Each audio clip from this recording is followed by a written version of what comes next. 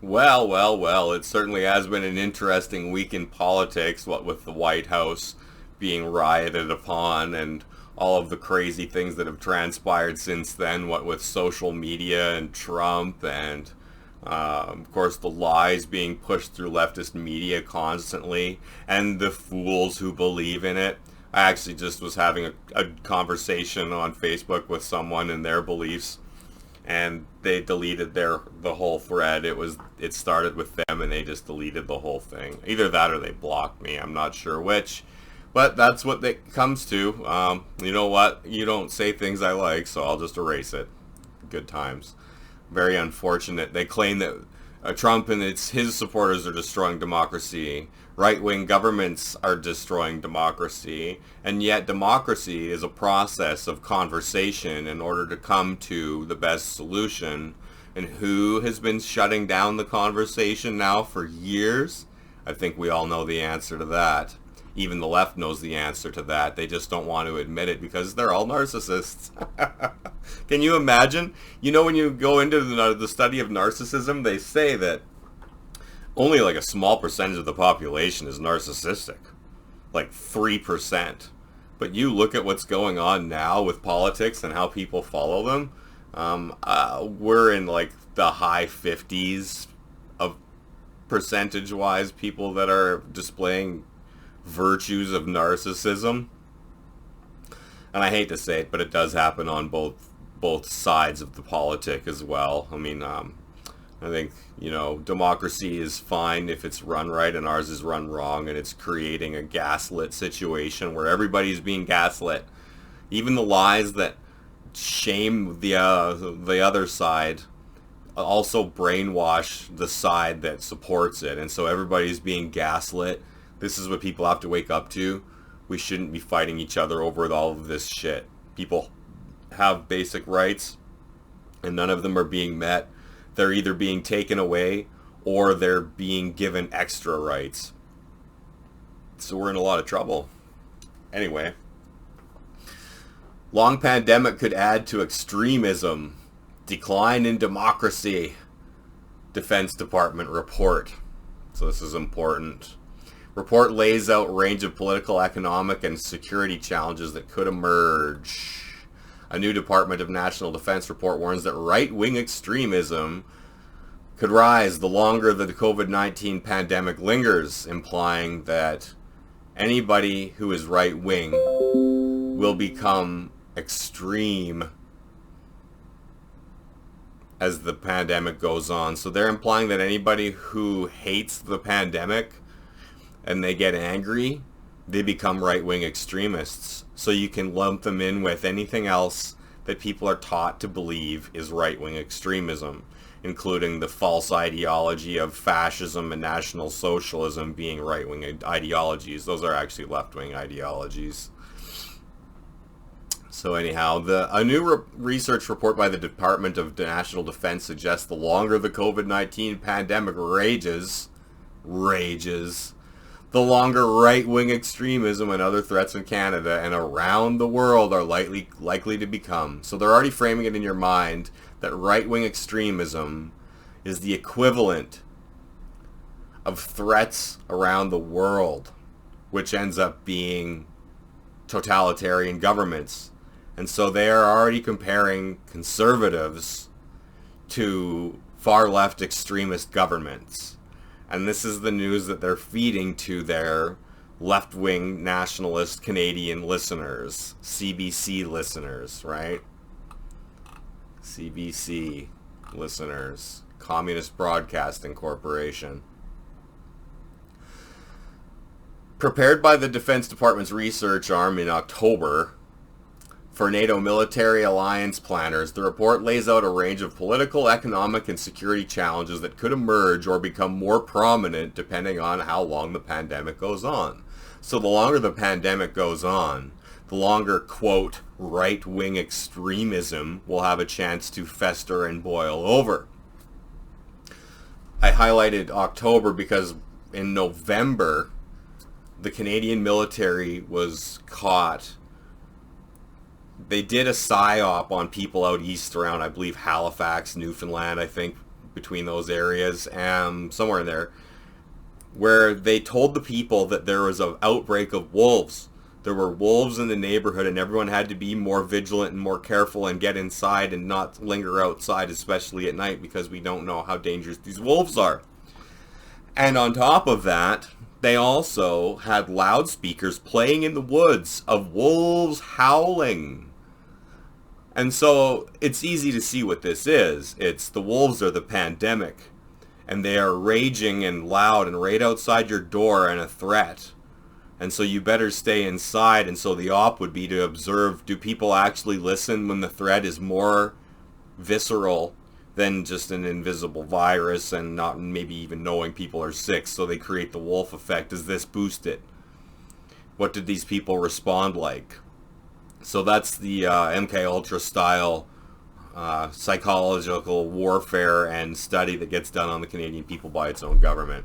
You can look that up if you want. I was going to do a show about it. I don't know if I did or not. I know I've done a couple from the Ottawa Citizen, which is I know where that article came from, but I can't remember if I did that one or not. But at any rate, that's true. Take it to the bank. I back that up. So, depending on how long the pandemic goes on, and it will continue to go on, we're going to get into that a little bit in this same article.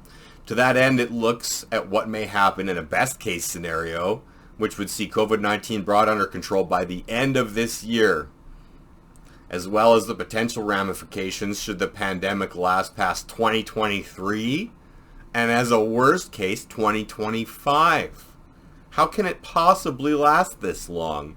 The virus will have mutated fucking 6, 7, 8 times by then.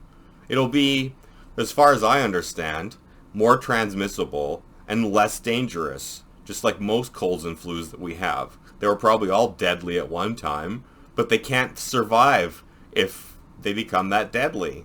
So we get a new one every once in a while that culls the population, and since it's been released, then it has to stay. But because it has to stay, and it's done its job, then it has to fucking become more chill and just get your ass really sick. And now it'll still kill maybe certain people for sure, but it's not going to be quite as prominent as COVID is, right? So, or COVID-19, I should say, rather.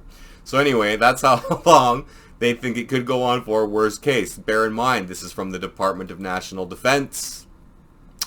The best case scenario would see effective vaccines rolled out quickly, which would not only kickstart a strong economic recovery, but also boost trust in the governments, international institutions, and science that ended the pandemic. This is how narcissistic they must be that they actually think it will boost trust in government. It will not. People might be happy to go back to their lives again if it ends up being that way. Who knows what this new normal is going to take as this evolves. But there will be no trust boosted in governments at all. None whatsoever.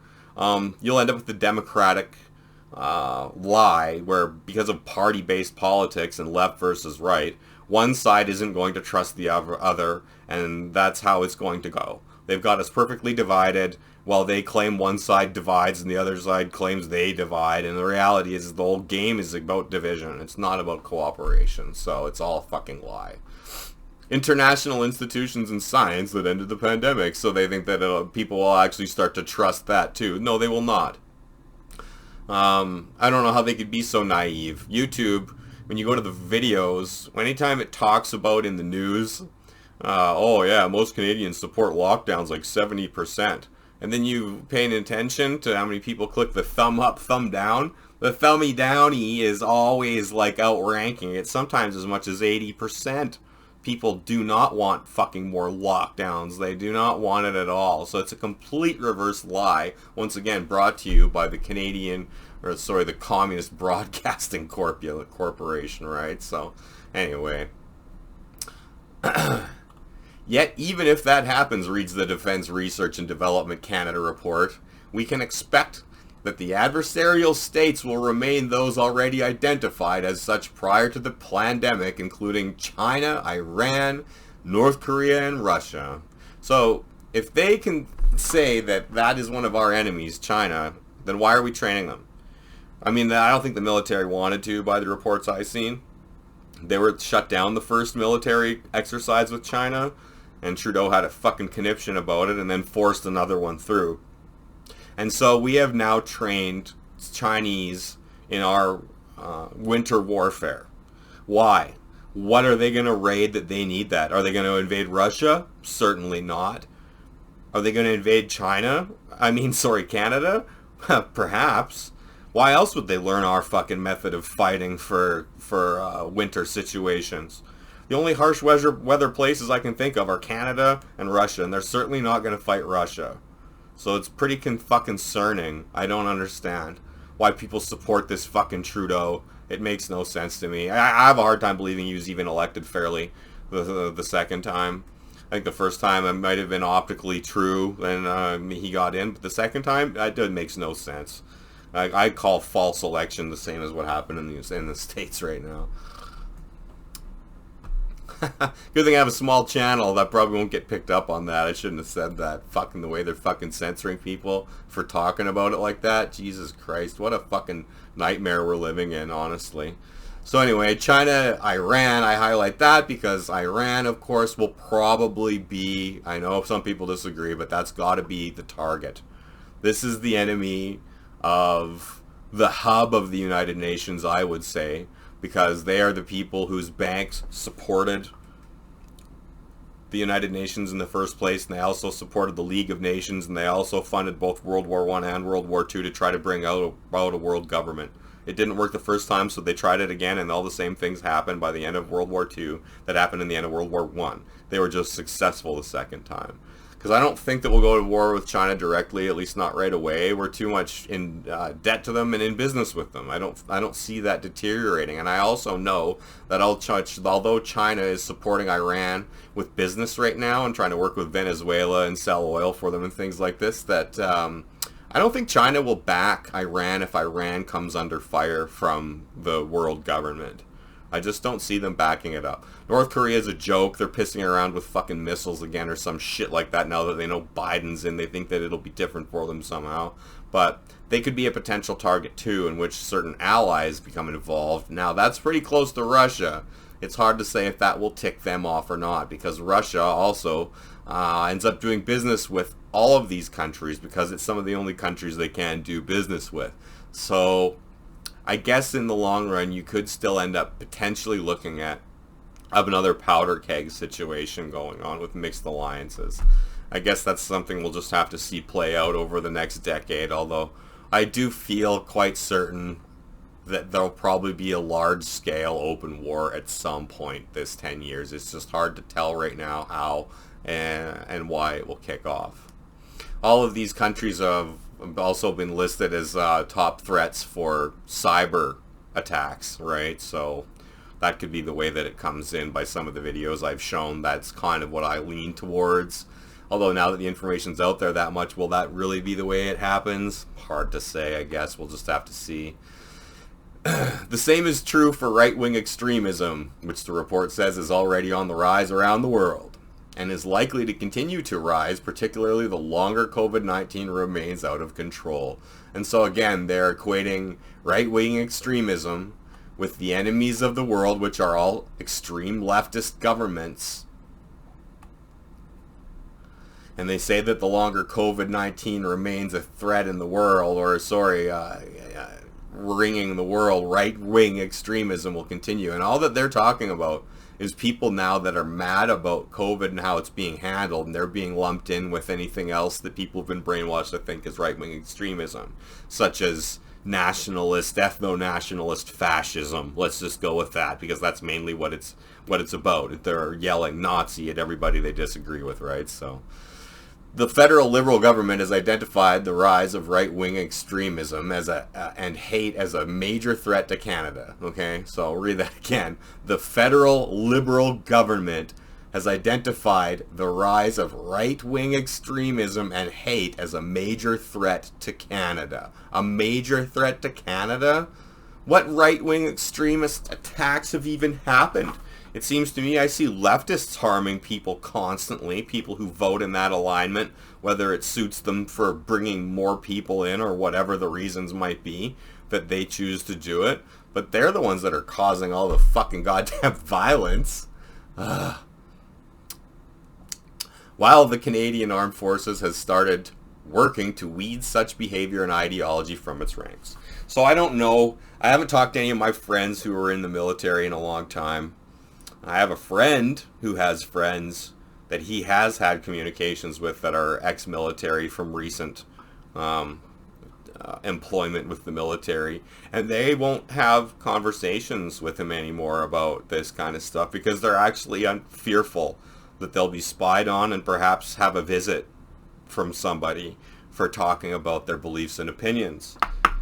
So this is all being silenced. This is how soft communism is coming in. It's routing people out, secret police style, for talking about shit. And so, you know, like, I know that we're under the same idea as the Patriot Act, where, you know, our phones are listening devices, and depending on what you say, oh boy, the algorithm might pick you up and they might have a little looky-loo at you and see what you believe in.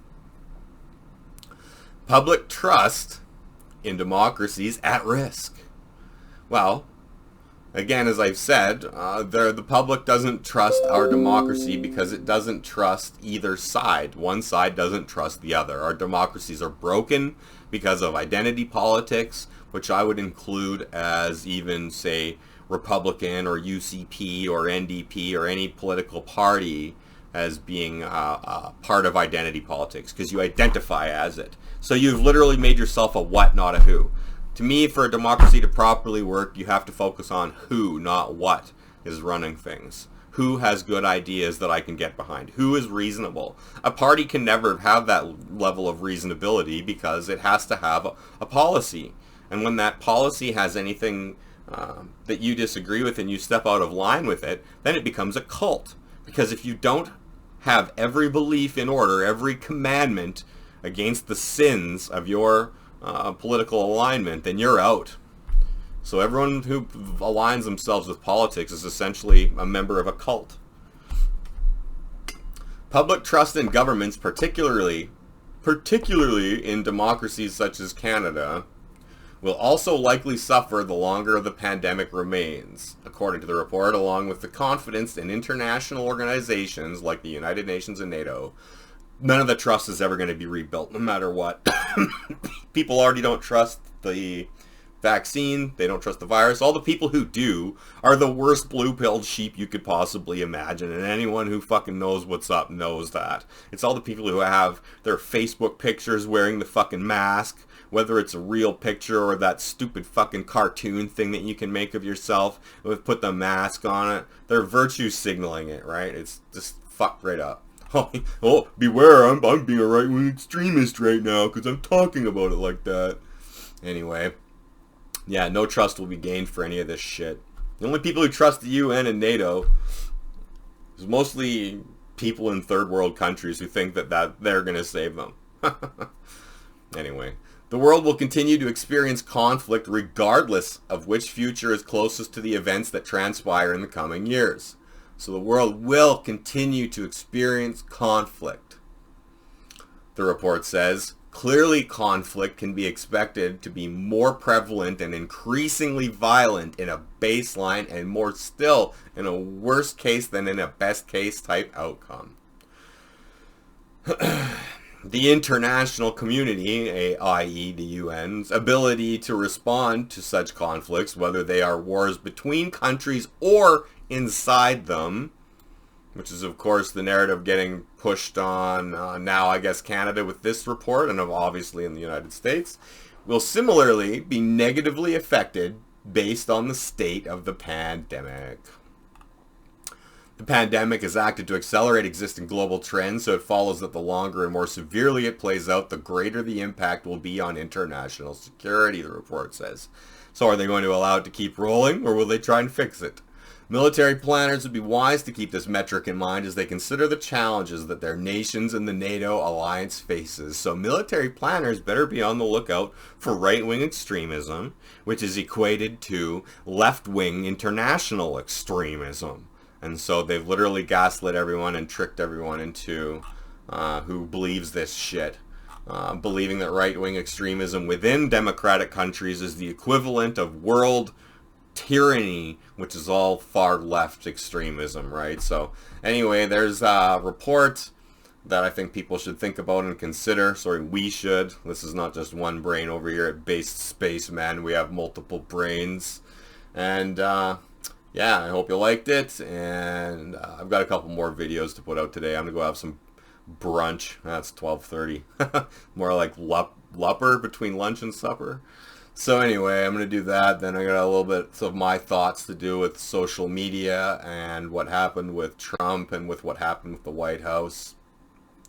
And then I have another video that I think I'd like to put out today for a Sunday movie for everyone. So I'm gonna have to go over that and get some time figured out on it so that I can slot out in the description where all the good parts are if you want to just clip to certain things. So anyway, thanks for watching. Glad you're still sticking around. I think I'm being shadow banned to some degree. I don't get as many views as I should. Even though subscribers haven't left, so I don't think I've offended anybody too badly with some of the things that I've gone over. I certainly hope not anyway, because let's keep that conversation open, right? So anyhow, thanks for coming, and I'll talk to you soon. Peace out.